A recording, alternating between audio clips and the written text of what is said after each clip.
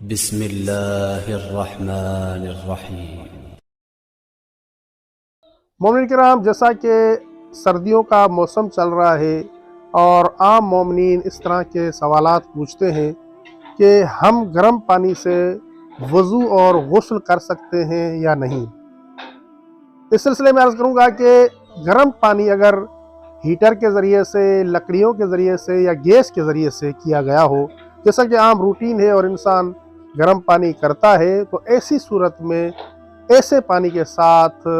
غسل کرنا اور وضو کرنا جائز ہے اور مکروہ بھی نہیں ہے۔ اور جو پانی سورج کی حرارت سے گرم ہوا ہو، مثلا ٹینکی کا ڈھکن کھلا ہوا ہو اور ڈائریکٹ اس پر سورج پڑ رہا ہو اور اس گرمی کی وجہ سے وہ پانی گرم ہو گیا ہو، تو سردیوں میں یا گرمیوں میں ایسے پانی سے کہ جو سورج کی حرارت سے گرم ہوا ہو، غسل کرنا اور وضو کرنا مکروہ ہے اور اس سے انسان کو بیماریاں ہو سکتی ہیں۔ البتہ یہ بات یاد رکھیں